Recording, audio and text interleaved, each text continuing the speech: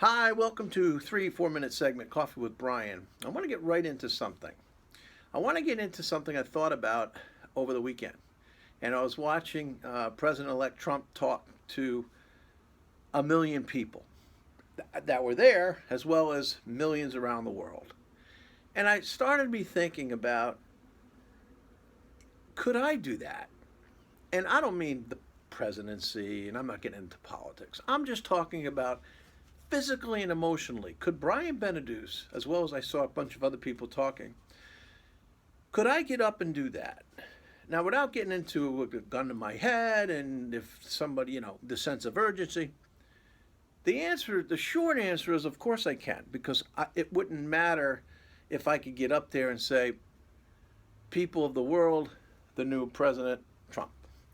Or if I had to give a 20-minute speech, because I know the anxiety and the panic and all that stuff would rear its ugly head, I mean, in more ways than one.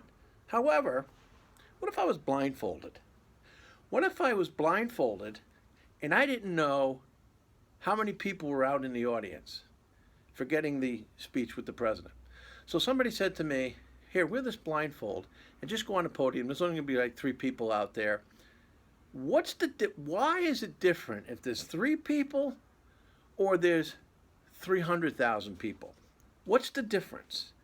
And obviously, the obvious answer is, well, there's more people there because there's more eyes on you, so you're more nervous. But why? Why are we more nervous talking to 300,000 people than 3? Then I turned it around and said, well, what if I was talking to 1? What if I was talking to Warren Buffett? What if I was talking to Donald Trump? What if I was talking to 1? How nervous would I be? What are nerves?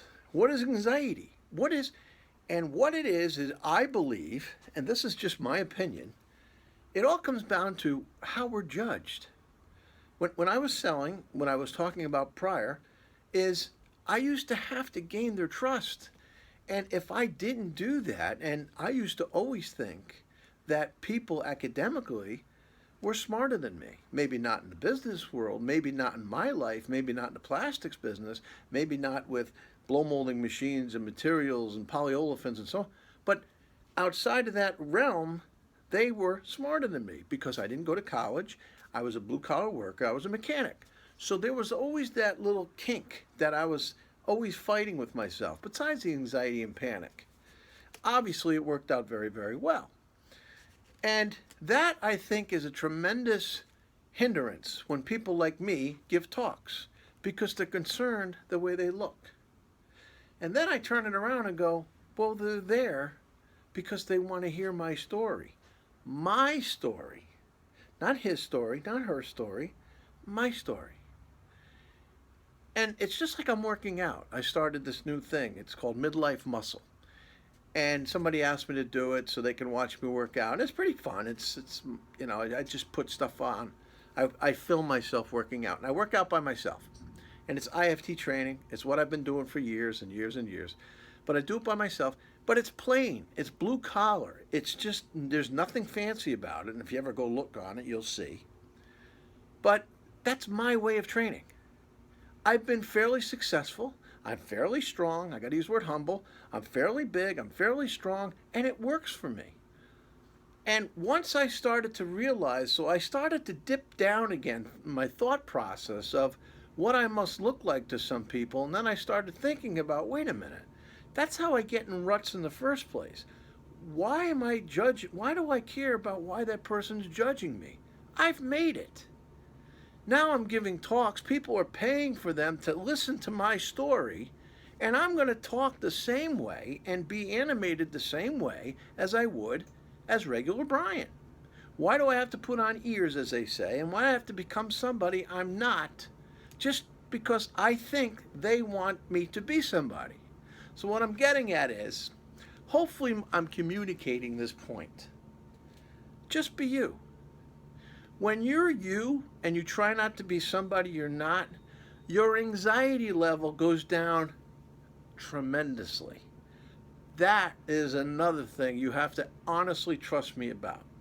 Because there's been many, many, many, many times in my life, and And I'm not talking about talks because I've gotten over that hurdle per se. I still get very anxious giving talks, but for other reasons. But the importance of being you is so important for anxiety people, the people that suffer. You don't have to prove anything to anybody. You just be you, and I guarantee you that anxiety will go down to a level 1. Anything else is out of your control. But if you're yourself and you just be yourself, it's amazing how your anxiety just stays at a nice calm level. And I'm talking about communication. I'm talking about just be you.